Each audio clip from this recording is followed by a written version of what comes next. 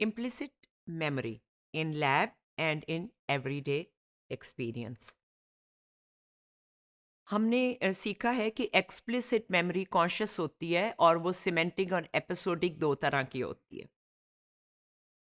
जो एपिसोडिक है उसे रिमेम्बरिंग या सेल्फ नॉलेज कहते हैं और जो सिमेंटिक है उसे नॉलेज कहते हैं। इम्प्लिसिट मेमोरी तब होती है जब हमें कॉन्शियसली याद ना हो कि हमने कोई चीज़ देखी थी, पढ़ी थी या हमें उसका तजर्बा हुआ था, लेकिन वो हमारी जब परफॉर्मेंस है किसी टास्क पे उसको इन्फ्लुएंस करती है। वो अनकॉन्शियसली मौजूद होती है, हमें सिर्फ याद नहीं होता कि हमने ये चीज़ कब देखी थी या सीखी थी, और हम उससे अवेयर भी नहीं होते। प्राइमिंग के ज़रिए इम्प्लिसिट मेमोरी को स्टडी किया गया है। पहले कोई प्राइमिंग स्टिमुलस देते हैं जैसे बर्ड, और फिर बाद में जो उनको ये नहीं कहा जाता कि इसे याद रखना, बाद में जब रिपीट में वर्ड्स आते हैं तो उनकी जो रिस्पॉन्स है टेस्ट स्टिमुलस पे वो फास्टर होती है, क्योंकि पहले कहीं अनकॉन्शियस मेमोरी में प्राइमिंग हो चुकी है ये स्टिमुलस वर्ड के ज़रिए। पॉजिटिव प्राइमिंग ये होती है कि आपकी रिस्पॉन्स की स्पीड बढ़ जाए, और नेगेटिव ये होती है कि टेस्ट स्टिमुलस को जो आप रिस्पॉन्स दे रहे हैं, नेगेटिव प्राइमिंग ये होती है कि आपको उस स्टिमुलस जो कि प्राइमिंग में पेश किया गया, जब वो टेस्ट स्टिमुलस में आए तो आपकी जो स्पीड है वो स्लोअर हो जाए या गलत हो जाए। रेपिटेशन प्राइमिंग में एक ही वर्ड को दो दफ़ा प्रेजेंट किया जाता है एक्सपेरिमेंट में। जैसे बर्ड प्रेजेंट किया गया तो दोबारा जब बर्ड प्रेजेंट किया जाएगा तो आपकी रिस्पॉन्स उसमें फास्टर होगी, हालांकि आपसे पूछें कि पहले बर्ड आया था तो आपको याद नहीं होगा।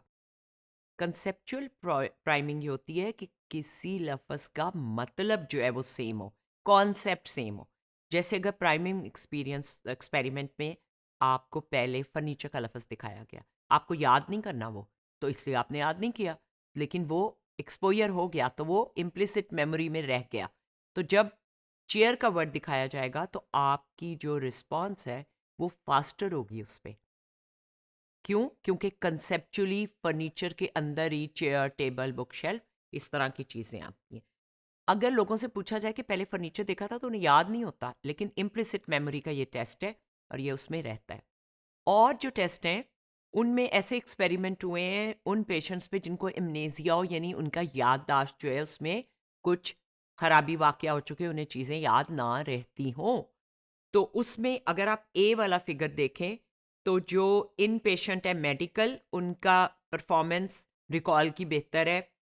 जो अल्कोहलिक हैं उनकी भी इतनी बुरी नहीं है, उन्हीं के करीब करीब है। लेकिन जो एमनेजिक हैं यानी जिन्हें मेमोरी का डिसऑर्डर है, उनकी परफॉर्मेंस रिकॉल पे जहाँ कहा जाता है कि बताएं कि इस लिस्ट में क्या क्या नाम थे, उसमें उनकी परफॉर्मेंस पुअर है। तो उनकी जो एक्सप्लिसिट कॉन्शियस मेमोरी है वो अमनेजिया के ज़रिए कमज़ोर या ख़राब हो चुकी है। जबकि बी फिगर में इम्प्लिसिट मेमोरी टेस्ट हो रहा है और उसमें तीनों की परफॉर्मेंस में कोई ख़ास फ़र्क नहीं है।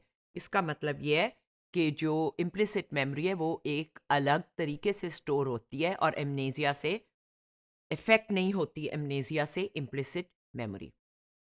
अब रोज़मर्रा ज़िंदगी में इम्प्लिसिट मेमोरी किस तरह से हमारे तजुर्बे में ज़ाहिर होती है? सबसे पहले इश्तिहारात का जो हम पे असर होता है, हम बस देख लेते हैं, याद भी नहीं होता देखी है, लेकिन बाद में जब कोई चीज़ चूज़ करनी होती है तो आप उस चीज़ को बेहतर रेट करते हैं क्योंकि उसका इश्तिहार देख चुके होते हैं। ये है इम्प्लिसिट मेमोरी इश्तिहारबाजी में। फिर प्रोपेगेंडा का इफेक्ट है। जिन स्टेटमेंट्स को आप पहले सुन या देख चुके होते हैं, उनको बाद में जब रेटिंग कराई जाए तो लोग उसको सच रेट करते हैं, ज़्यादा लाइकली है कि वो सच रेट करें, सिर्फ इसलिए कि सुना या देखा हुआ था। इवन अगर ये भी कह दिया जाए कि ये बात सच नहीं है, तब भी सुनी और देखी हुई बात को बाद में लोग जो है एक्सपेरिमेंट में ये देखा गया है कि ज़्यादा ट्रू रेट करते हैं। इसमें इम्प्लिसिट मेमोरी इन्वॉल्व है। एक और जगह पे जहाँ इम्प्लिसिट मेमोरी जो है वो उसका असर देखा गया, वो क्राइम में है। लोगों को याद नहीं होता कि उन्होंने किसको कहाँ देखा है, लेकिन उसे क्राइम सीन पे आइडेंटिफाई करते हैं। ये उनकी इम्प्लिसिट मेमोरी में स्टोर होता है।